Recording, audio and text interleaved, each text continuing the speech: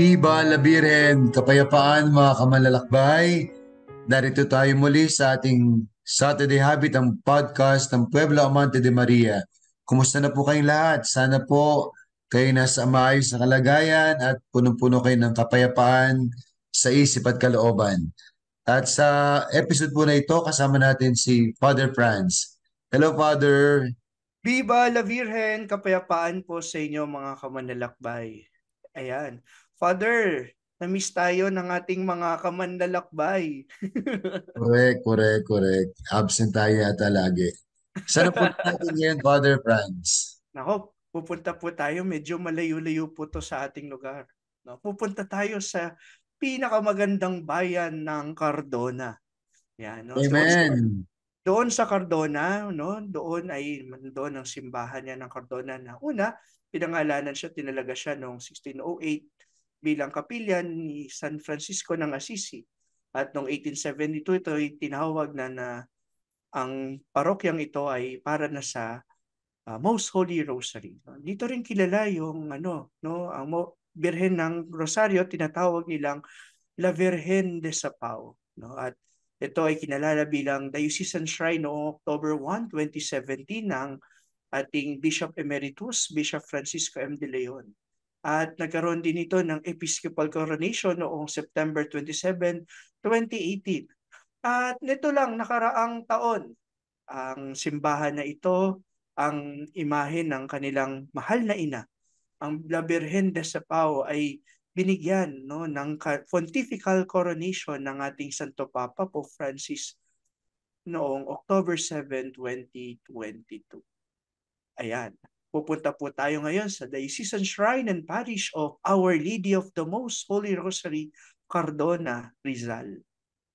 Thank you, Father. At kasama po natin ngayon mga kamalalakbay ang kanilang bagong-bagong Paris Priest at Rector. At ito po ang kanyang unang assignment bilang Paris Priest. Pagamat late vocation siya, pero ito na yung kaunahan na niyang Paris, isang una-una niyang shrine. Ngayon po kasama natin si Father Eldrick Espena. Hello, Father Eldrick. Viva la Virgen, kapayapaan sa inyo, Father Nante, Father Franz, at sa ating lahat ng mga kamanlalakbay. Ayan. Father, kumusta? Parang meron po yata rin kayong kasama ngayon na magbabahagi din sa atin.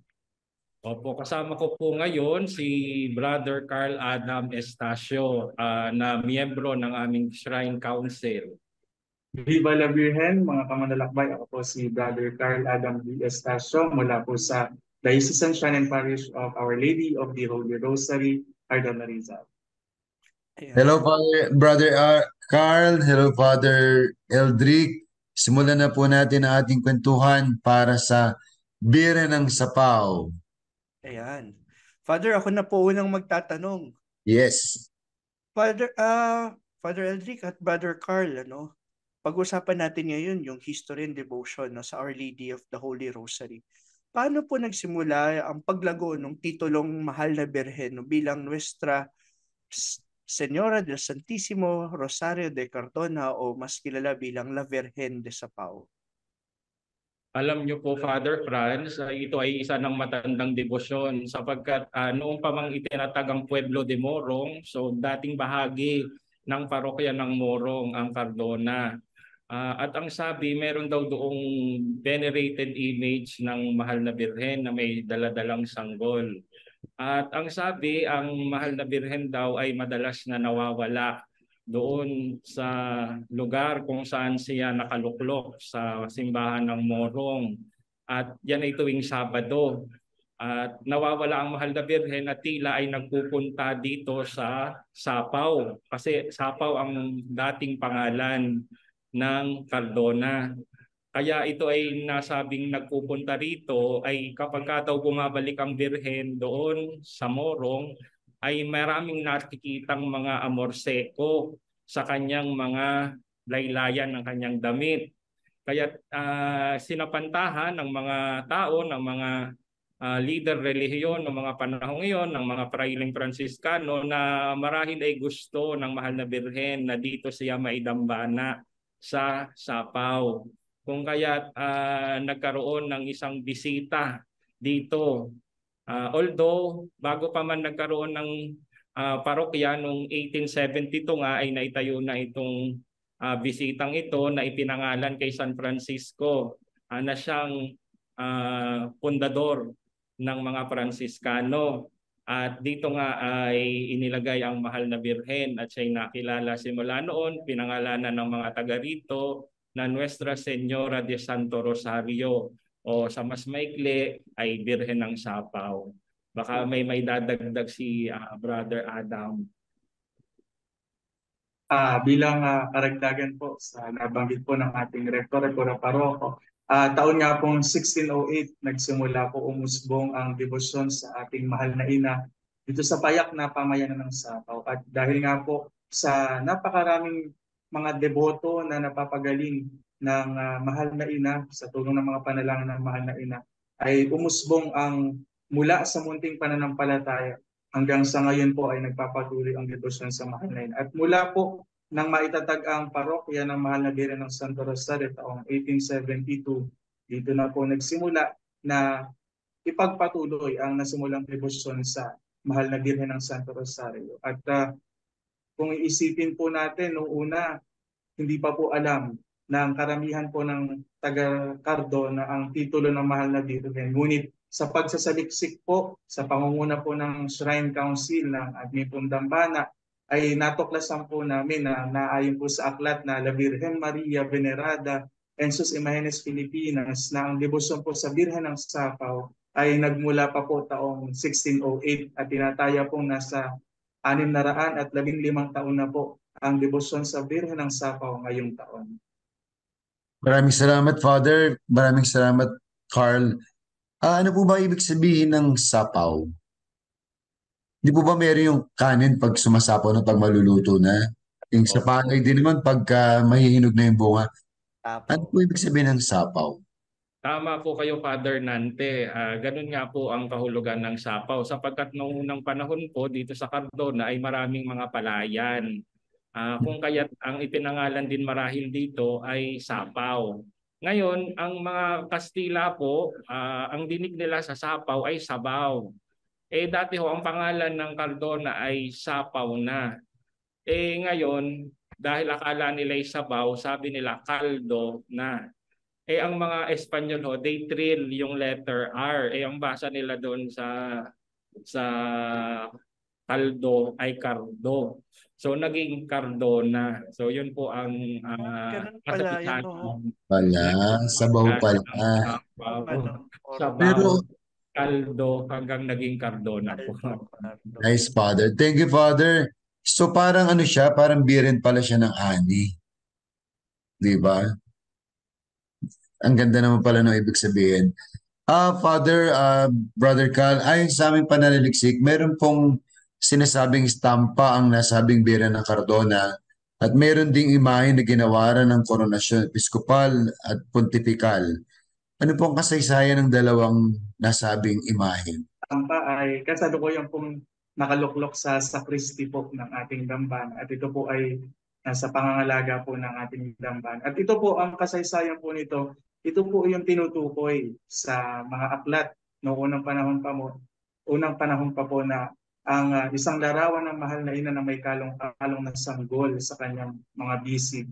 Ito po yung isinasalarawan sa kasaysayan. At ngayon po, dahil po sa paglaon ng panahon, dumating po yung isa pa pong imahe ng mahal na Birhen ng Santo Rosario na siyang pinaniniwalang dinala po ng mga pari dito sa bayan ng Cardona. At sa hindi po inaasahang pagkakataon ay siya po ay nasa pangangalaga po ng pribadong pamilya at yung pong imahe na kung saan nakatanggap ng Episcopal Coronation last 2017 at Pontifical Coronation last year po ay siyang nakaluklok po ngayon sa altar mayor ng aming Dambana. At ito po ay dumating sa bayan ng Cardona September 2017 po. At sa pangunguna po ng nagdaang rektor at paroko ng aming Dambana ay naisakatuparan po ang mga plano na sa pangangalaga po sa imahe ng mahal na Birhen.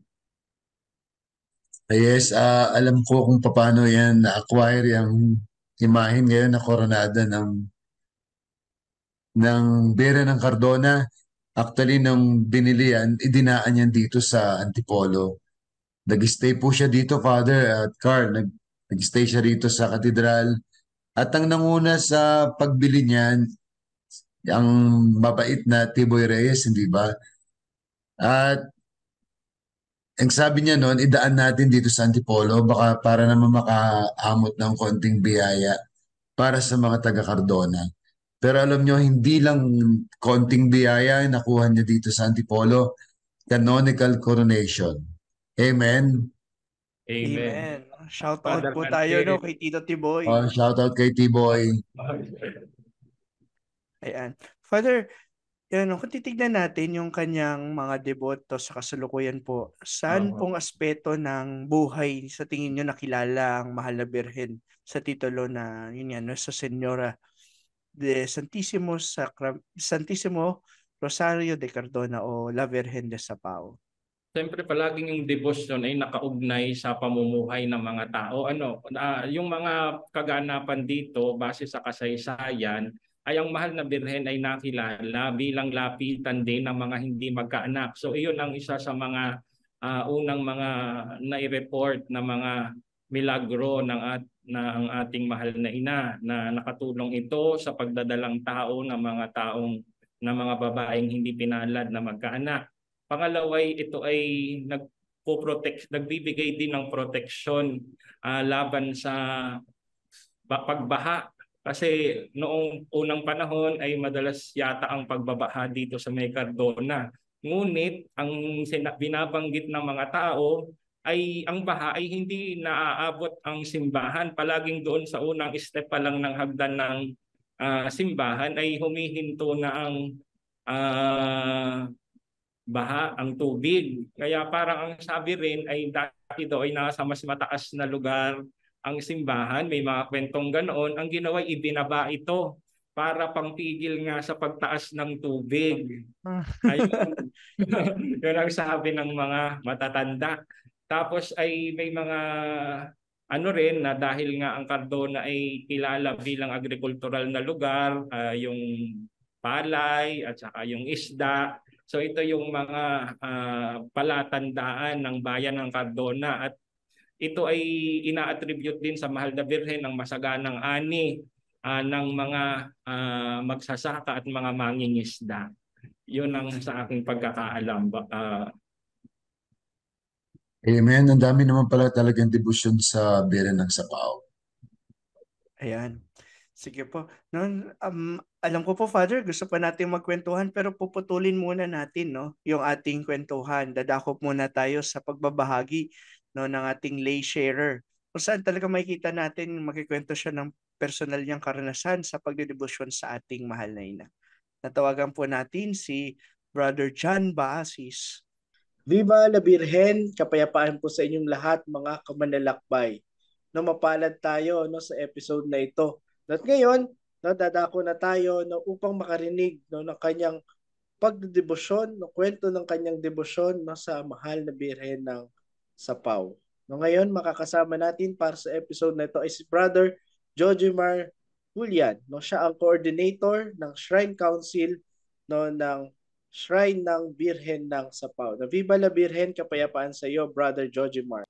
Viva la Birhen, kapayapaan po sa inyo, Brother John, at sa ating pong mga kasamang pari, at sa ating mga kamanlalakbay. Okay. Kamusta ka naman, Brother Jojimar? Paano ka nagdedebosyon sa Nuestra Señora del Santissimo Rosario de Cardona o sa kilala bilang La Virgen de Sapao? Actually po, ito ay nagsimula noong ako ay magkaroon ng pagkakataon para maging member ng Legion of Mary.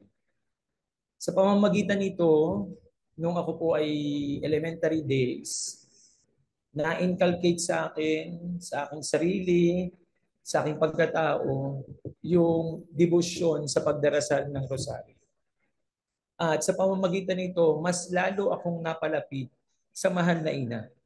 Lalo na sa Birhen ng Sapao, ang aming patrona, na nagkaroon ng pagkakataon sa lahat ng pagkakataon sa araw-araw na pamumuhay, sa araw-araw na ibinibigay na biyaya at pagpapatawad ng Diyos, ay hindi ko kinakalimutan yung pagkakataon na ako ay makapagdasal ng rosaryo sa bawat araw.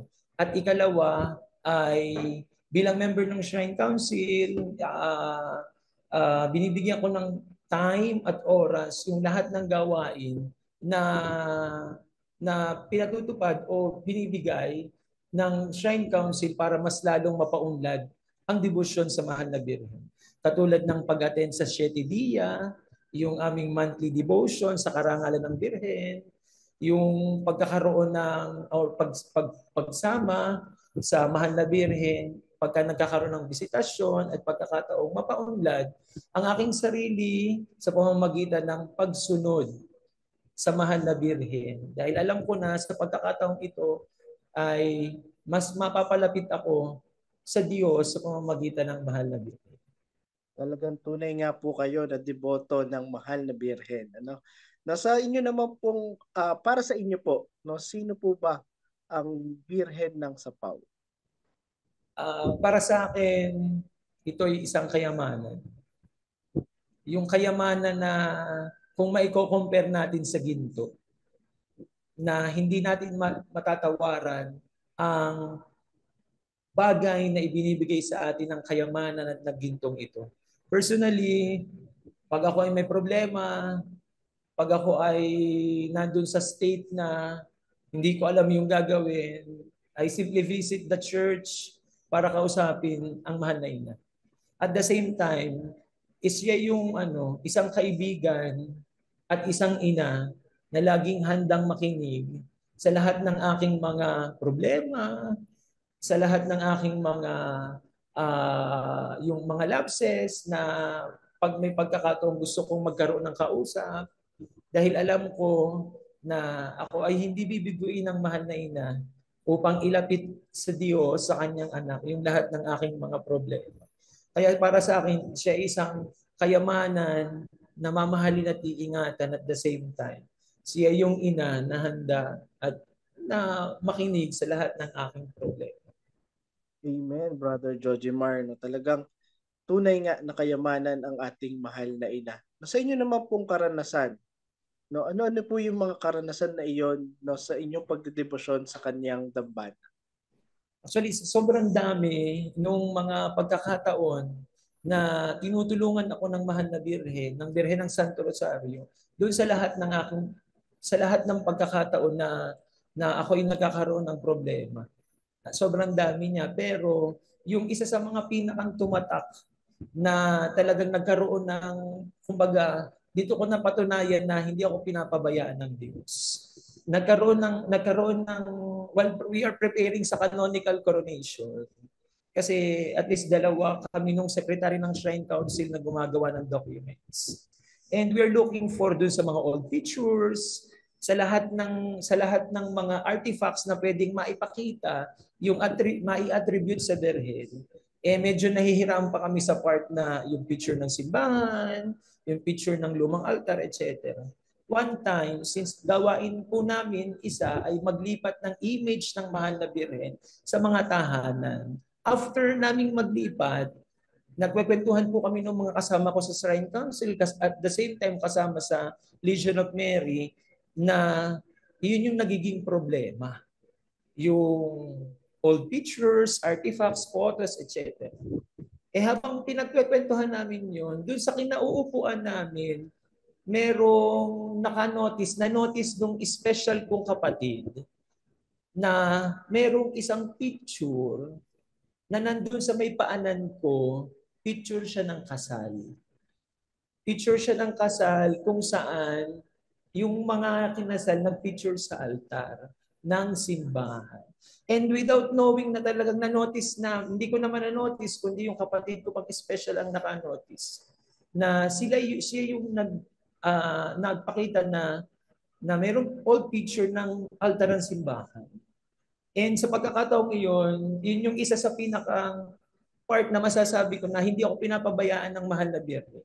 Ibinibigay ng mahal na Birhen kung ano yung kailangan ko sa lahat ng pagkakataon. Kasi yun yung problema namin that time, na magkaroon ng mga ganyong larawan, picture. Pero sa oras na yun, mismo ibinigay ng mahal na Birhen kung ano yung kailangan namin, kung ano yung kailangan ko. Dahil gabi-gabi pinagdarasal ko yun, aside dun sa aking mga personal na kahilingan at problems. Talagang tunay nga, no? Pag pinagdasal mo at gusto ng mahal na Birhen, no, talagang ilalabas niya yung mga kailangan mo. Yes, parang ang mahal na Birhen na ang gumagawa ng paraan upang may pagpatuloy namin kung paano namin siya mas mapapalawak ang devotion sa pamamagitan ng mga bagay. Grabe, no? Maraming salamat, no, Brother Joji Mar, no, sa inyong pagbabahagi. No, talagang tunay po kayong deboto, no, ng mahal na Birhen. No, talagang hindi kayo pinabayaan na simula umpisa, no, sa lahat ng mga ginawa niyo para sa kanyang dambana, no, talagang pinagpapala po kayo ng mahal na Birhen, no. Maraming salamat po, no, sa inyong pagbabahagi. No, sa ngayon, magbabalik na muli tayo kina Father Nante at Father Franz, Father Eldrick, at Brother Carl, no, para sa pagpapatuloy ng episode na ito. Muli, Viva la Birhen, kapayapaan po sa inyong lahat mga kamandalakbay. Viva la Birhen! Salamat kay Brother Joji Mar at salamat kay Brother Jan Baasis. Napakaganda ng kwento ng Himala sa kanya sa preparation nila sa canonical coronation. Brother Carl, alam ko kahit palang sa letter of application, di ba gumawa ng Himala ang Birhen ng Sapaw? Pwede mo yung kwento yon? Yes po, Father Nante. Bali, noong pong nakaraang taon, nagsimula po ang pangangalap namin ng mga papeles sa tulong po ng Shrine Council at ng mga tao po, deboto ng Mahal na Birhen. At dito, nang malikom po namin ng mga papeles, ipinasa po namin date, mga November 22 po sa aking pagkakatanda. At sa pangunguna din po ni Brother Tiboy, sa tulong din po ni Father Nante, sila po ang nagdala ng mga kaukulang papeles para po sa Pontifical Coronation ng Mahal na Birhen. At nang lumabas po ang bula mula sa Santo Papa, Enero 12, 2023, laking gulat po nila na makita po nila doon sa decree na natanggap po na sa Roma ang mga papeles para sa koronasyon ng Mahal na Ina November 9, 2022. At makikita po natin tila kagustuhan na rin ng Mahal na Ina ang nararapat na parangal sa kanya. At kung titingnan natin sa kabilang banda, bagamat baka po error sa part po nila, pero maituturing na rin isang himala para sa Mahal na Ina ang nasabing pangyayari. Yes, totoo yun, Brother Carl. Thank you. Talagang himala po yun. Sabi ko nga kay Tiboy, nung mabuksan namin yung sulat, sabi ko ba nauna pa siyang sumulat sa Rome? Ang Birhen ng Sapaw ang nagdala ng sulat sa Roma. Kaya, tsaka ang bilis napakabilis ng approval ng canonical coronation ng Mahal na Birhen. Kaya makamalalakbay talagang mapaghimala ang Birhen ng Sapaw. Father Franz, ano na uli yung tatanong natin kay Father? Ayan. No, ano po yung mga natatanging tradisyon natin ngayon, Father? Fiesta nyo ngayong araw na ito, di ba? Ano po yung mga natatanging yung tradisyon na ginagawa ng mga taga-Kartona at iba't iba pang deboto para sa karangalan ng kanilang patrona? So napakarami. Siyempre, yung nakaraang siyam na araw na Misa Novenario bilang paghahanda sa dakilang kapistahan ng Mahal na Birhen. At siyempre, nariyan yung Sapawan Festival na ang mga tao'y nagsi-street dancing bilang pagbibigay pugay sa aming patrona, sa ina at reyna ng Cardona, ang Mahal na Birhen ng Sapaw. At siyempre, dito nagko-culminate yung tinatawag na Siete Dia Devotion. Kasi ito isang debosyon na isinasagawa ng mga tao tuwing ikapito ng buwan ay kami nagbibigay ng parangal sa Mahal na Birheng Maria ng Santo Rosario. Kami namimintuho sa kanya buwan-buwan tuwing ikapito ng buwan dahil ang kanyang kapistahan nga ay tuwing October 7. Pero ito yung theological or biblical association ay naroroon sa Di ba ang ating Panginoon lumikha ng 6 na araw, siya ay nagtrabaho at nung ika-7 araw siya ay nagpahinga. So bilang pagkilala sa gandahan ng araw na ito ay isinagawa yung aming pagdidebosyon. So mayroong misa at pagkatapos ng misa ay kami nagpo-prosesyon. Iniikot ang birhen sa buong bayan. May mga schedule. Halimbawa sa buwang ito ay ang rota ng prosesyon ay papunta doon sa barangay na iyon. So susunod naman ay doon sa ibang barangay. At ganon ang gaginawa namin ngayong araw na ito. At itong birhen namin ay pinapasan ng mga mananampalataya. At nakagugulat nga nung ako'y unang dating dito, nung unang partisipasyon ko sa 7 dia devotion ay sinubukan kong buhatin yung makibuhat doon sa andas na bangka ay talagang napakabigat kaya ako'y humahanga dahil yung mga babae sila'y nagbubuhat din ng bangka ng mahal na birhen bilang kanilang pamamanata, bilang kanilang paghingi ng pagpapakita rin ng kanilang pasasalamat sa mahal sa birhen sa napakaraming biyayang ipinagkaloob sa kanila ng Panginoon sa pamamagitan ng kanilang pamimintuho sa kanilang ina. Ayun po. Amen, Father. Happy Fiesta. Opo. Sigurado, napakadami yung handa, Father. Sunod ko po na tanong, Father, o kay Brother Carl. Meron po bang organisasyon o samahan na nagpapalaganap ng debosyon ng Birhen ng Sapaw? At ano po yung mga ginagawa nila? Bukod po dyan sa fiesta, bukod po dun sa novenaryo, ano pa po yung mga activities nila para i-promote yung devotion ng mahal na Birhen? Katuwang po ng ating Pura-Parokan na mga nagdaang taon na po ang nakalilipas, itinatag po ang Cofradia de Nuestra Señora del Santo Rosario taong 1872 kasabay po ng pagkatatag ng parokya ng Mahal na Birhen ng Santo Rosario. At bilang karagdagan po, sila po ang nangunguna sa pagpapalaganap ng debosyon sa Mahal na Birhen ng Santo Rosario sa pananalangin at pagdarasal ng Santo Rosario araw-araw sa simbahan po ng Cardona. At habang yumayabong po ang pananampalataya, umusbong din po ang ilang pong mga organisasyong pangsimbahan dito sa bayan ng Cardona, katulad po ng Children of Mary at Maria Mapag-Ampon o samahan ng mga nananampalataya sa Maria Mapag-Ampon sa mga Kristiyano. At nang maglaon po ay natatag rin po ang Legion of Mary sa pangunguna po ng mga paring Kulumban na nanahan po dito sa bayan ng Cardona taong 1943 sa loob po ng 50 taon. At dito po sa tulong po ng Legion of Mary sa pakikipagtulungan ng Cofradia at iba pong samahan ay nagkakaroon po lalong-lalo na tuwing unang Sabado ng buwan ang ating pagdedebosyon sa Mahal na Birhen ng Dawn Procession na nagpapatuloy po hanggang sa ngayon. Amen. Brother Carl, alam ko, di ba nag-ikot na rin kayo? Saan sa kayong mga simbahan nagpunta?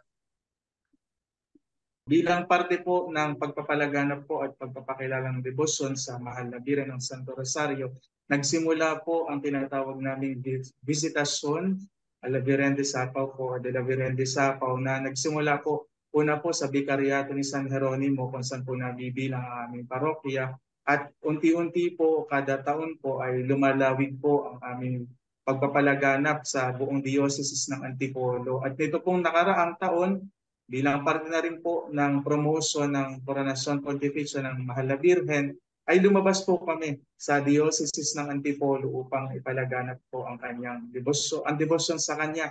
Pumunta po kami sa La Naval, sa Manila Cathedral, sa Pasig, at sa iba pa pong mga dambana, mga katedral sa labas ng diocese ng Antipolo upang hindi lamang manatili at dito lamang sa Cardona ng debosyon kundi sa iba pa po. At katulad po ng mga dumarating pa pong mga imbitasyon na mga parokya na nag-iimbita sa Mahal na Birhen na dalawin ang kanilang parokya, exhibit, at nito lamang pong mga nakaraang araw nakatanggap po tayo ng mga imbitasyon. Ang isa na po dito sa University of Santo Tomas bilang parte po ng kanilang exhibit sa kanilang universidad. At Sa darating pong December, ito po inaasahan po na makikilahok po ang Mahal na Birhen ng Santo Rosario sa Albay po, na imbitahan po ang replika ng Mahal na Birhen sa Albay upang makaisa sa kanilang prosesyon po. Amen. Congratulations. Pagpatuloy niyo yung kasipagan niyo na yun, Brother Carl. Father Franz, ano pang last question natin para sa episode na to? Yan, talagang iniikot na po ngayon ang Birhen de Sapao. Baka pwede siyang maging National Shrine of Our Lady of de Sapao. Amen. Nag-iisa yan sa buong Pilipinas. Ngayong unang anibersaryo ng inyong canonical coronation sa ngayong araw na to, 'di ba? Ano-ano pa yung mga plano ninyo para mas talagang maipakilala yung debosyon niya sa buong diocese at sa lahat ng ating sa buong iba't ibang mga dioceses din sa labas ng ating diocese. Siyempre, unang-una, yon ipinagpapatuloy namin yung pag-iikot sa Mahal na Birhen. Kapag may mga imbitasyon na ang ating Mahal na Birhen ay may tampok, halimbawa sa mga exhibits o madala doon sa kanilang mga dambana rin para mabigyan ng parangal, ay tinatanggap namin. So at saka yung mga request din ng mga pilgrimage dito sa aming dambana ay dumarami rin. Kaya gaya halimbawa sa October 21, so 3 grupo ang magpupunta rito. Merong taga Laguna, taga Mabitak sa Laguna, merong taga Las Piñas at mga taga Diocese of Cubao. So ina-accommodate namin sila dito at nagtayo rin kami ng isang grupo, yung parang information committee ng welcoming committee ng aming Shrine Council, at sila ang nakatalagang magbigay ng orientation at ng mga kaalaman tungkol sa dambana sa mga pilgrims na dumadalaw. So yun po ang ilan sa mga activities. At siyempre, meron din kaming mga binubuong mga outreach programs kasi para mabuhay ang espiritu ng pagiging isang dambana na nakatalaga sa isang mahal na Birheng Maria. Ay mahalaga na yung aming mga kamay ay amin ding inuunat patungo sa mga nangangailangan, sapagkat yun ang nais ng mahal na Birheng Maria, na kami na tayo maging bukas palad sa lahat ng mga nangangailangan. Amen po. Maraming salamat, Father Eldrick. Maraming salamat, Brother Carl. Ganun din kay Brother Josimar. At salamat, Father Franz. Salamat din sa mga ating mga viewers, sa ating mga kamalalakbay. Father Franz, ano ang ating challenge ngayon? Ayan, dahil nga ang challenge natin ngayon ay unang-una, dahil ito ay Santissimo Rosario ng Cardona. Una nating sa do whatever he tells you, syempre mananalangin tayo ng Santo Rosario. At ano ang magandang intensyon natin? Panalangin natin ngayon, ngayong buwan ng Santo Rosario.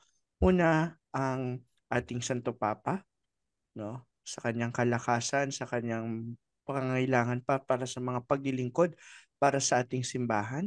Ang mga pinuno ng ating simbahan, lalo na ngayong October din, mapag-uusapan na din yung sa synodality sa Roma. At pagdasal natin sila na nawa sila ay tunay na magkaisa at sa kanilang mga gagawin at mga paghahanda para sa sinodo na ito. At syempre, pagdasal natin sa pamamagitan nating pagrosaryo ang ating buong simbahan, ang lahat ng mga ating mga nananampalataya na patuloy din lumakas ang ating pagmamahal sa Diyos, sa simbahan, at syempre sa ating pagdedebosyon na rin sa ating mahal na ina. At dagdag na rin natin, dahil nga ang Birhen ng Sapao, dahil yung bigas, 'di ba? Yung pag-aani, panalangin din natin ng ating mga farmers, ngayon mga panahon na ito. Tsaka lahat ng mga bumubuhay tungkol sa pagkain, yung mga may palaisdaan, yung mga nagtatrabaho sa farm, at lahat ng mga farmers natin. Panalangin natin sila na patuloy silang bigyan ng Diyos ng biyaya at lakas para makatulong sa ating mga kapatid na nangangailangan. Ang di gagawa ng challenge, Papangit. ayan, Ewan ko sa inyo. Maraming salamat, Father Franz, sa challenge natin para sa episode na ito. Mga kapatid, maraming salamat muli sa inyo. At huwag niyo pong kakalimutan na i-share, i-post itong ating episode na ito sa inyong mga personal accounts kasi malaking bagay po iyon para mapalagana pa natin ang ating debosyon sa mahal na Birhen ng Sapaw at para mapatunayan natin na tayo talagang Pueblo Amante de Maria. At ngayon alam natin, meron palang mahal na Birhen ng ani. Meron palang mahal na Birhen ng biyaya nasa Cardona. Kaya lagi po tayong mamintuho sa Kanya, lagi po tayong magdasal upang maging masagana ang ating ani sa ating buhay, maging masagana ang ating buhay para din tayo makatulong sa ating kapwa. Viva la Birhen! Viva! Ngayon po hingin natin si Father Eldrick ng final blessing.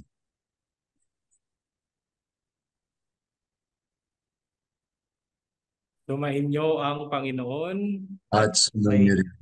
at pagpalain tayong lahat ng makapangyarihang Diyos, ang Ama, ang Anak, at ang Espiritu Santo.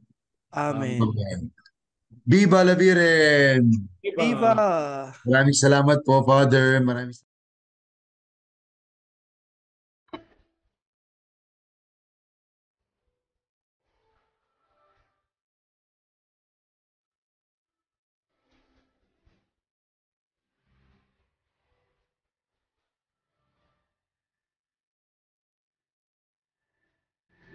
Minsan ang buhay ay isang awit ng gala.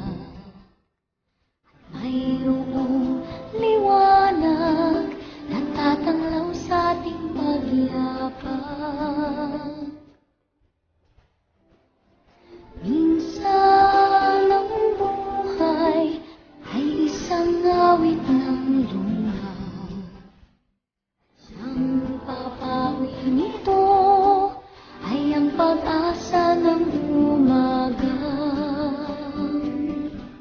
At kahit anong tingin ng unos, at kahit anong tingin ng dilim, may isang inang nagmamadlag, nagmamahal sa atin.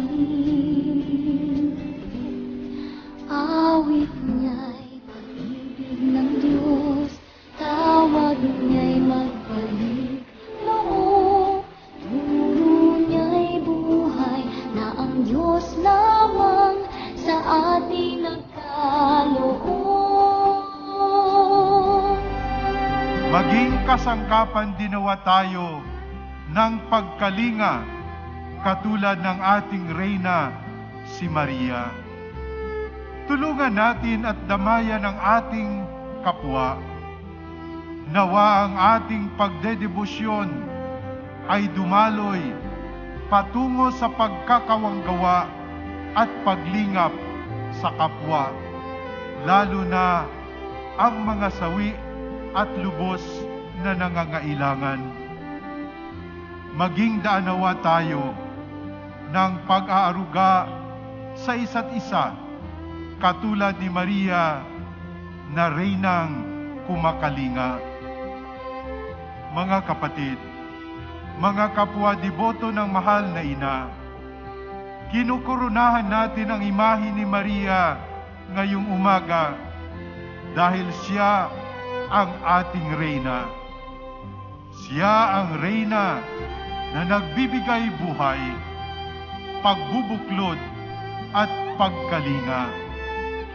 Mamintakasit tayo sa Kanya upang tayo man din ay maging mga daluyan ng buhay, daan ng pagkakaisa at tanda ng pag-aaruga. O Maria, Ina ng Santo Rosario, Birhen ng Sapaw, ipanalangin mo kami. Amen.